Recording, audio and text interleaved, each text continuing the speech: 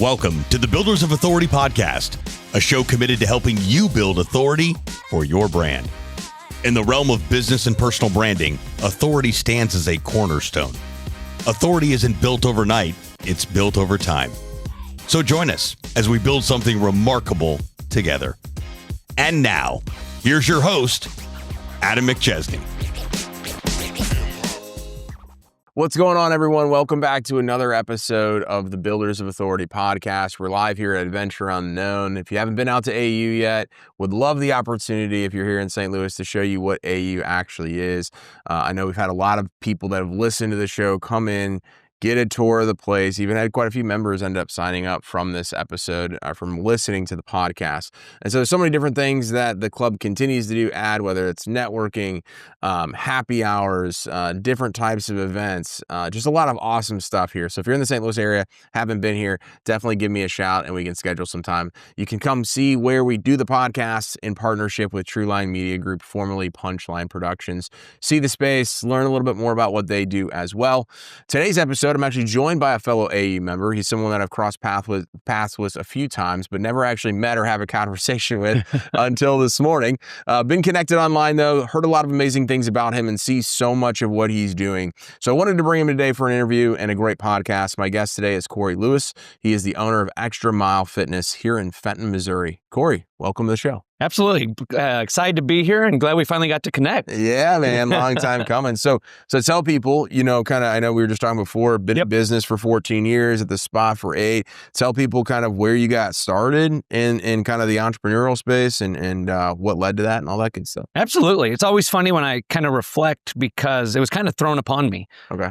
So in 2008, I was a freshman at UMSL, and the organization I had trained with when I played baseball younger, and the coach that kind of mentored me reached out, and he had a little speed and agility facility out of a baseball academy. It was called Xtra Mile Sports and Fitness. And basically said he couldn't handle it anymore and it wasn't doing very well. So he asked me if I wanted to train the kids, and kind of the rest is history from there. So I trained there for probably 2 years, strictly, baseball, softball players. That's kind of where my passion's always been. Yep. Then we moved into a gym and I just rented space over in Valley Park. Okay.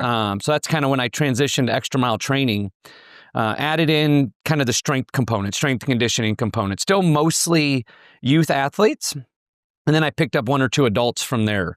And I was there from probably the end of 2009 through 2011. And then opened Xtra Mile Fitness in January of 2012. We were mostly kids, but had the same mission of just helping people change their lives. And now we're helping. Our youngest athlete is 8 years old. Our oldest is 84 years old. So now we've been able to grow from there, expand, and just impact more lives. Yeah. And what all do you guys do? Yes. So we are a coaching-based fitness facility. So all of our members are working with a coach in some capacity. So that's kind of what makes us unique, is when someone wants to start their health and fitness journey, they come in, we meet with them, and we design a plan specific to their wants and needs. Got it. So we have some people that work with my coaches in a one-on-one setting, where the workout is specific to them. Some of these people come to us with injuries and from past experience that we're trying to help, improve their quality of life. Others have, weight loss goals, strength goals. We also have some small groups. A lot of those are designed around female strength building. So we work with a lot of females 50 plus years old, just making sure they're building strength, and some of those have weight loss goals also. And then we do our large group training, which is that was our bread and butter when we started, we were pretty much strictly our large group style, still led by my amazing staff. COVID, we kind of shifted, and now we do about 40% personal training, small group, and then 60% large group stuff. Yeah. So this is probably all you've really known then in terms of the workforce and doing all that stuff.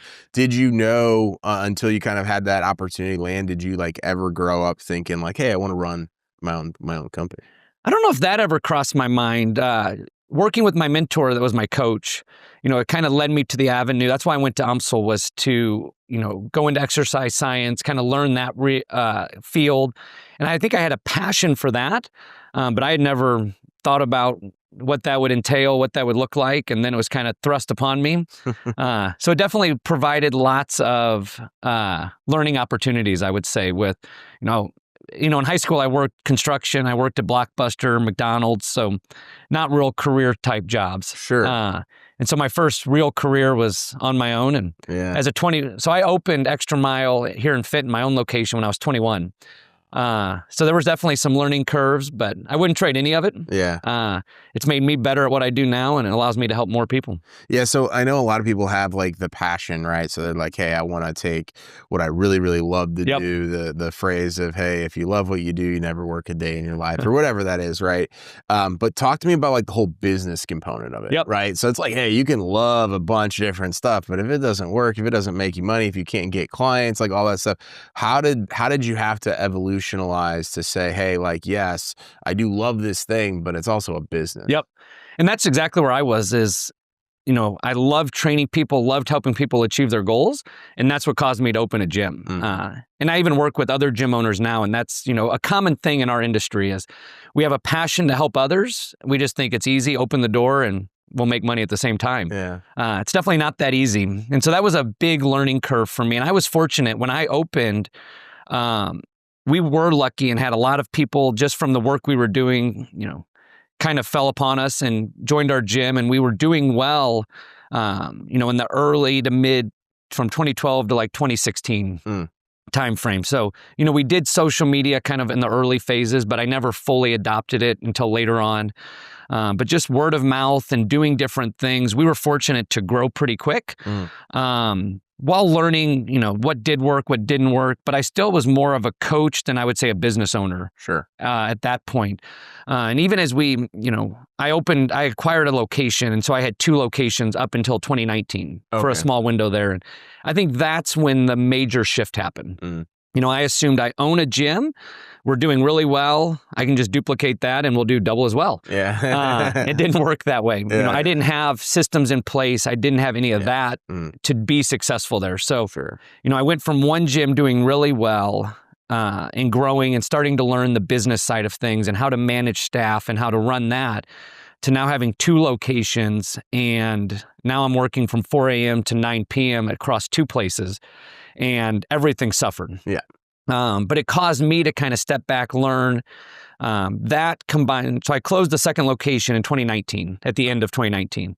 That combined with, 2020 and COVID really caused me to, expedite my learning and stuff from there. And that's really where I feel like I truly became a business owner, not just a coach and a business owner. Yeah. So that was the next question is like, what happened to you guys in COVID? How did you obviously get through it and succeed and thrive, all that good stuff? So we were fortunate that a lot of our members stayed with us through COVID.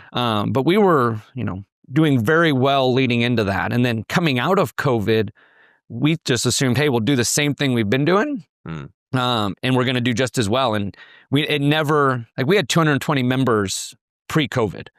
And it just never took off like it was doing.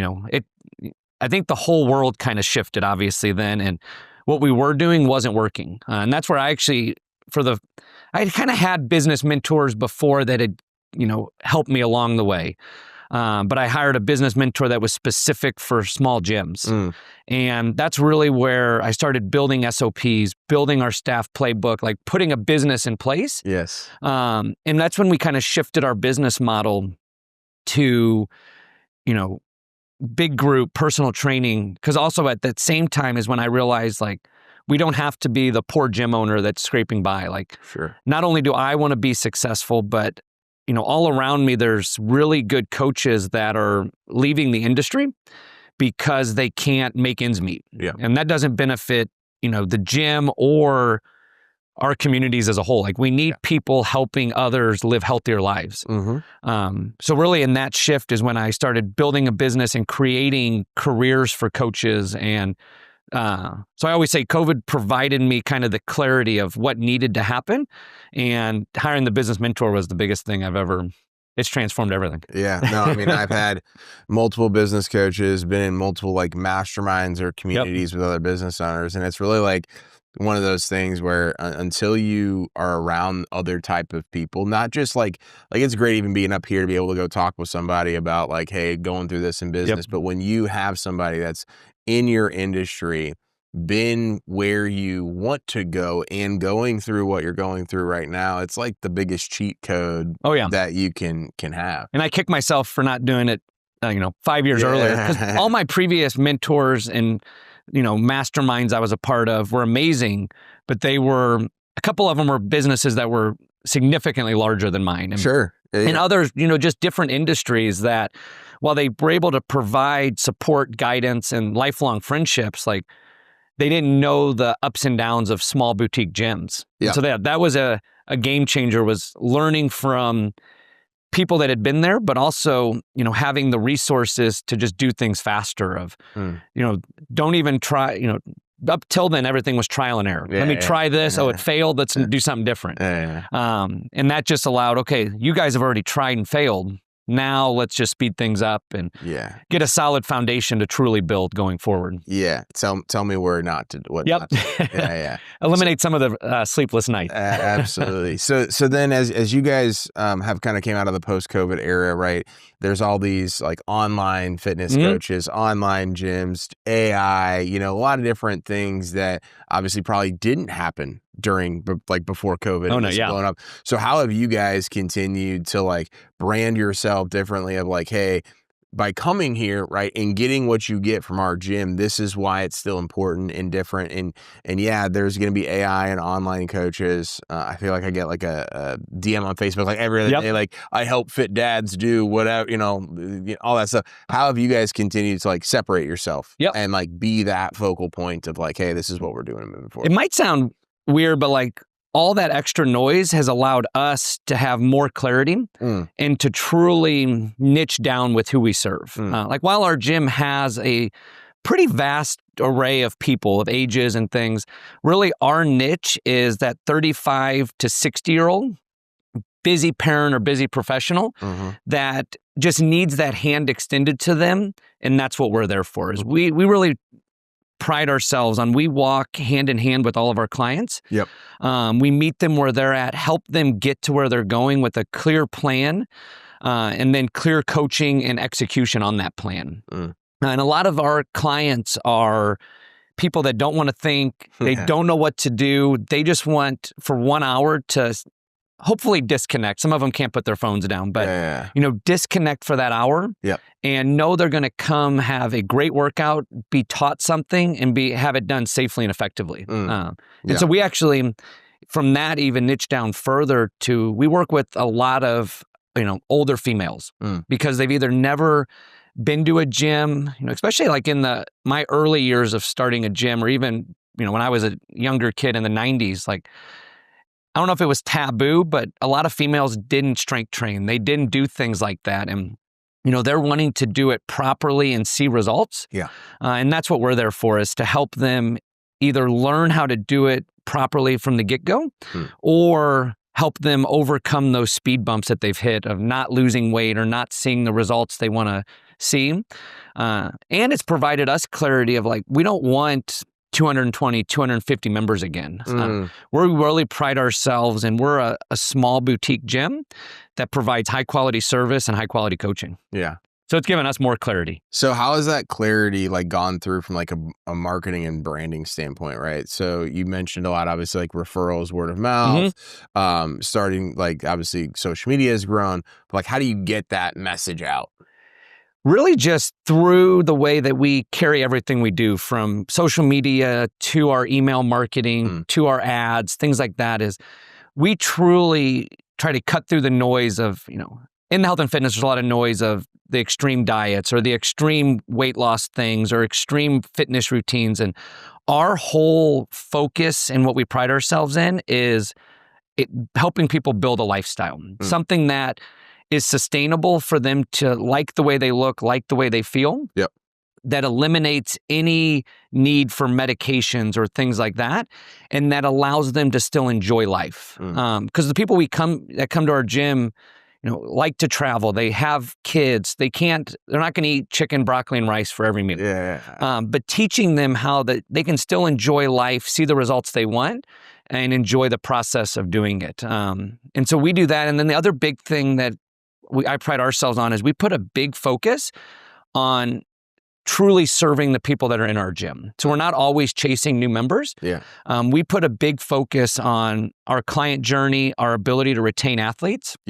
And it still makes me happy that back in 2008, that first client I worked with as a kid is still a member today. Now he's older, has a kid himself, but like being able to help people through the different chapters of their life, but be there for them on their client journey. The average client stays with us for 31 months. Wow. And unfortunately, the average in our industry is only about 9 months. And so that's a big thing we pride ourselves on is we want to continue to share our message to help others in the community.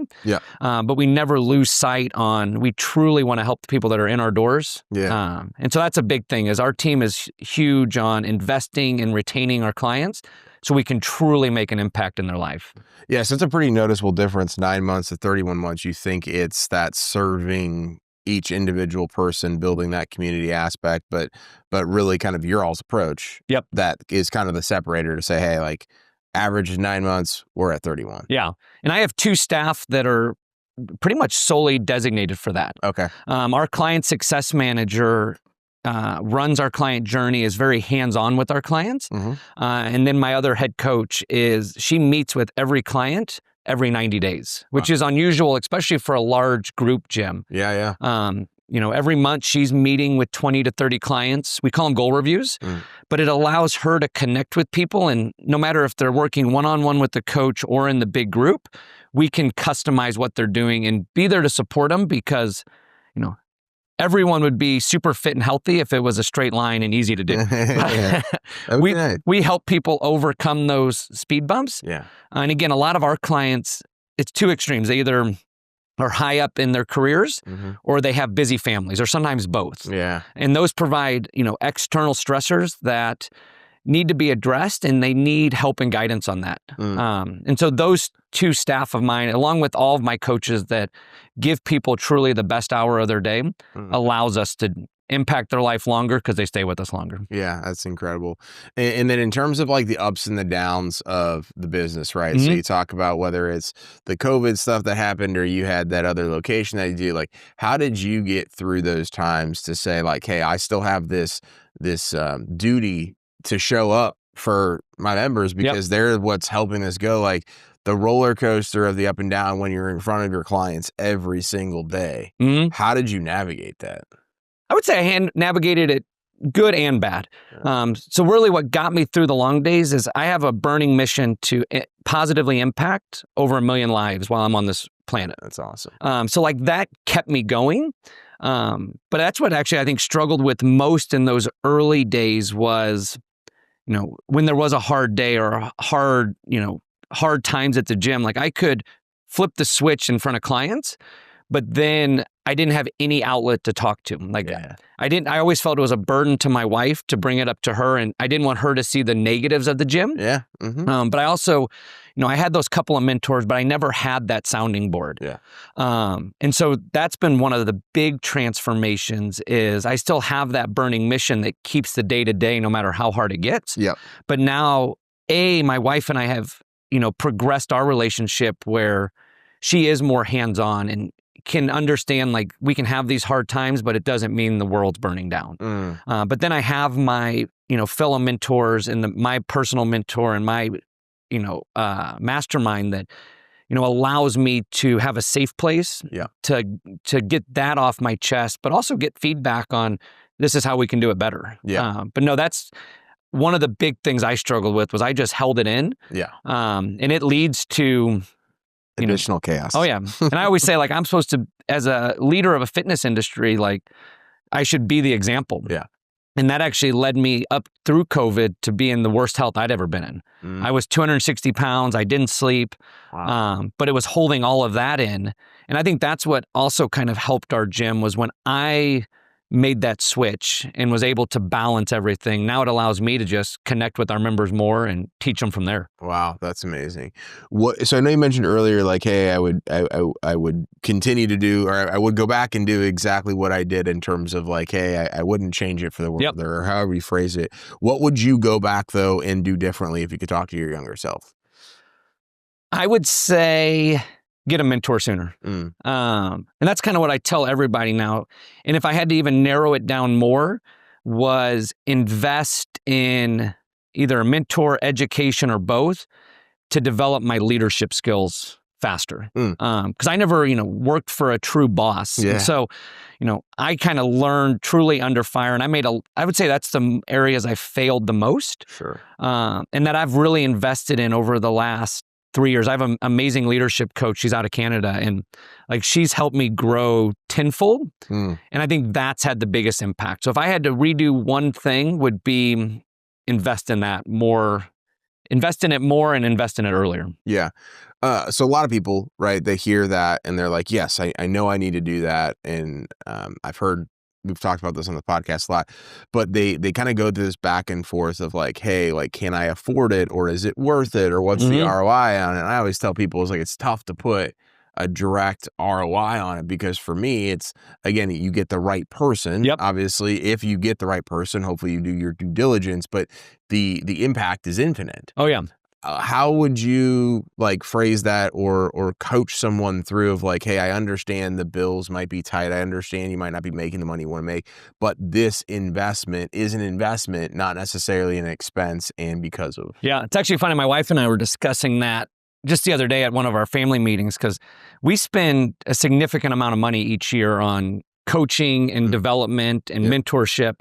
And it is hard to justify. Yeah. Like, even in our industry, if you hire a coach, we have your in-body metrics or your health metrics that show the ROI. Yeah. And like with leadership in particular, like, yes, is my business growing can be a return on investment. Yeah. But, I always view it as, is my overall life improving in all facets of my mentoring or leadership? Like, do I have less stress? Am I managing the situations better than I used to manage the situations? Sure. And like from the leadership side, like is my staff growing, developing, and is the cohesion of the staff improving? Sure. From that standpoint, but even like my mastermind, like, it's hard to measure a true ROI, but I'm big on lifestyle. Like, can I live the life I want to live? And the business just supports that. Where in the past, the business controlled my life. Yeah. And, you can't put a dollar amount on the ability to have a Sunday date night, or to go out and do things during the week, or to go on vacation for a week. And I think you just kind of have to evaluate, is your life improving because of that mastermind or that coaching that you're going through? Yeah, I think that's extremely big, because I know a lot of people, and I've been there myself, and even this time, there are times this year where it's like, man, the business is consuming me, the business is running me, and you feel as if like you can't breathe, right? You're like, oh my gosh, this thing is literally like everything, and then I get to live on the other end, right? So was there I know you mentioned obviously like mentors and coaches, but like was it always that way? You mentioned obviously the business used to kind of do that to you. Like, what was that shift? Was it literally just the mentorship side, or was it like an aha moment where you're like, oh hey, like this business is consuming me or running me, not serving me? I think it was a combo. So I kind of, through COVID, realized that the business was consuming me. And so the mentoring kind of gave me a little bit of that aha moment, because I never thought, a better lifestyle was feasible in a gym. All the gym owners I knew like scraped by, the gym consumed them. And unfortunately, a lot of us wore it as like a badge of honor. I can work 18-hour days and I can do it again tomorrow. And so seeing successful gym owners that, had done it through mentoring kind of gave me that, oh, I could do this. But the other thing, and I do it annually with my wife, is we do a perfect day activity of like visualizing 3 years, 5 years down the road.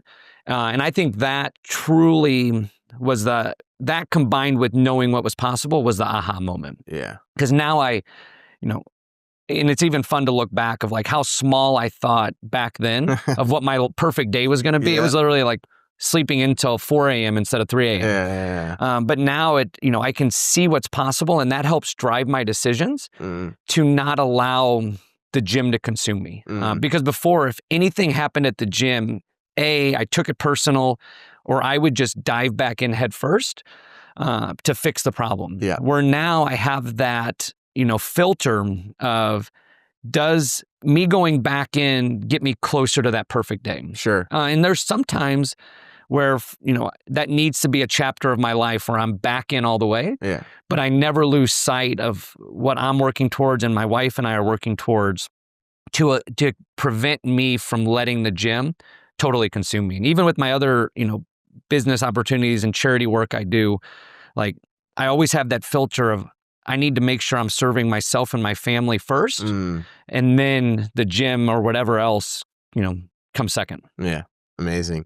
So as we kind of wrap up today, what's kind of a piece of advice? I know you shared some great information, like stuff that I'm like playing back already, but like what's a piece of information, somebody that's like, hey, I'm looking to maybe take things to the next level, maybe something that we haven't talked about here, of just like something that you've learned about yourself or about business that you believe is something crucial moving forward, right? On how somebody going into 2026 can set themselves up for success. Beautiful. From the business side, From the business side, yeah.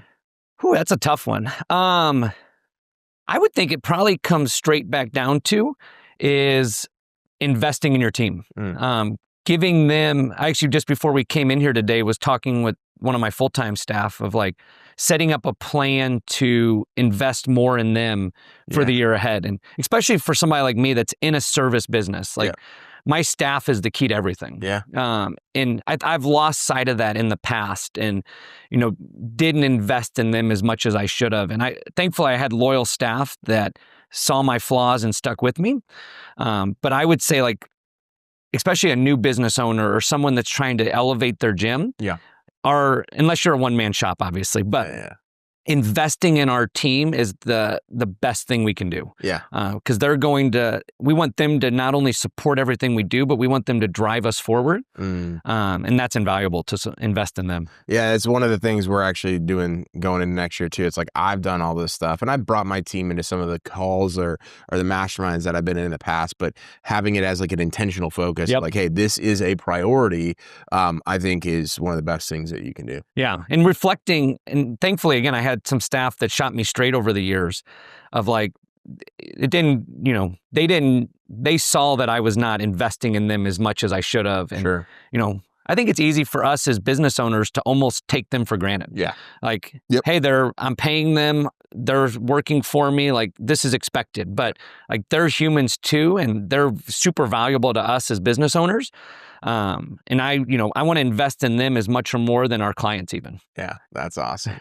So where can people stay connected with you? Absolutely. And then also give a shout out to the gym where you guys are located, like all that good stuff. Absolutely. So I'm active on social media, both Instagram and Facebook. But then our gym is just located right here in the Fitton Industrial Park, Xtra Mile Fitness. And we're very active on social media from it too. But our biggest thing is, we want to impact as many lives as we can. And yes, we do that a lot through the people that come in our doors. But we understand that our gym isn't for everyone. Not everyone, lives close enough or has the financial means to do it. And we still want to help those people. So our website, xm.fitness, we post regular blogs to give people information. And my staff is always available just to talk with people. And, we want to help people on our walls, but also help the people outside as best as we can with information and guidance. So never hesitate to reach out to us, drop us a DM or stop by the gym. We're wanting to extend a hand to everybody we can and help them lift themselves up and live the best life they can. That's awesome. Well, thanks so much, man. I'm Absolutely. glad we got the chance to do it and finally connect and learn more about you. And this was a great episode, man. So thank you so much. Absolutely. Thank you, sir. And hopefully all the guests out there have a great day. Yeah. Awesome. Thank you so much for listening or watching today's podcast. Appreciate Corey for coming in. Make sure to follow us wherever you are either listening or watching this. If you're listening to this on a podcast platform of your choice, make sure to leave us a review, rate it 5 stars so that way more people can get a hold hold of this type of information. And then if you're watching on YouTube, subscribe to the channel, drop a comment, like the video, tell us what you learned from it. We appreciate you listening and watching today's episode. Be sure to share this stuff on social media, leave us a review so that way we can get this content out to more people. And remember, authority isn't built overnight, it's built over time. Thanks so much for tuning into this episode. We sure do appreciate it. If you haven't done so already, make sure you're subscribed to the show wherever you consume podcasts. This way you'll get notifications as new episodes become available. If you feel so inclined, please leave us a review. We sure do appreciate it. Until next time, friends.